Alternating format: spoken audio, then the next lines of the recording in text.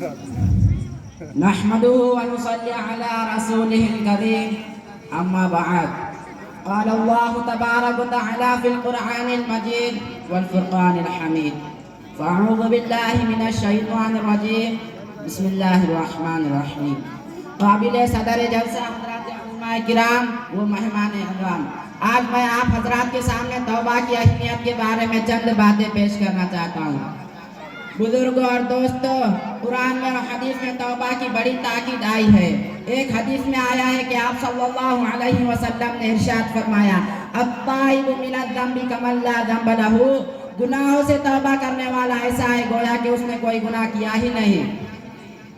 اور ایک حدیث میں آیا ہے کہ خدا اپنے گناہگار بندے کی توبہ سے بہت خوش ہوتے ہیں، اس شخص سے بھی زیادہ خوش ہوتے ہیں جو اونٹ پر سوار ہو کر سفر میں جا رہا ہو اور سارا سامان اونٹ پر لادا ہو، دور راستے میں چلتے چلتے تھک کر آرام کے لیے رکا اور نیند لگ گئی۔ جب نیند سے بیدار ہوا تو دیکھا کہ اونٹ غائب ہے۔ اب فکر میں ادھر بھاگتا ہے ادھر بھاگتا ہے، کہیں بھی اونٹ نظر نہیں آتا، دور دور تک کسی چیز کا انتظام نہیں۔ اب زندگی سے مایوس ہو کر موت کے انتظار میں لیٹ جاتا ہے، پھر آنکھ لگ جاتی ہے۔ جب اچانک نیند سے اٹھا تو دیکھا کہ اونٹ سامان کے ساتھ اسی جگہ پر موجود ہے، تو حد سے زیادہ خوش ہوتا ہے۔ آپ صلی اللہ علیہ وسلم نے فرمایا، جتنی خوشی اس آدمی کو اونٹ کے ملنے پر ہوئی، اس سے بھی زیادہ خوشی اللہ کو اپنے گناہگار بندے کی توبہ سے ہوتی ہے۔ بزرگوں اور دوستو، خدا بڑے رحیم و کریم ہے، خدا کی رحمت بہانے ڈھونڈتی ہے، اسی لیے سچی پکی توبہ کرنا ہے۔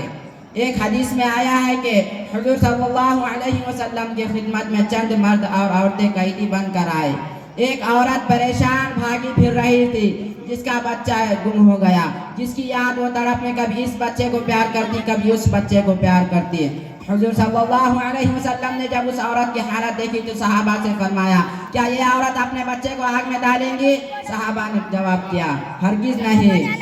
حضور صلی اللہ علیہ وسلم نے فرمایا، خدا اپنے بندوں پر اس سے بھی زیادہ مہربان ہے۔ ایک حدیث میں آیا ہے کہ خدا نے اپنی رحمت کو 100 حصوں میں تقسیم کیا ہے، اور 100 میں سے ایک حصہ مخلوق کو یا روح زمین کے جانداروں میں، اور ماؤں کی ممتا خدا کی رحمت کے 10ویں حصے سے بھی کم ہے۔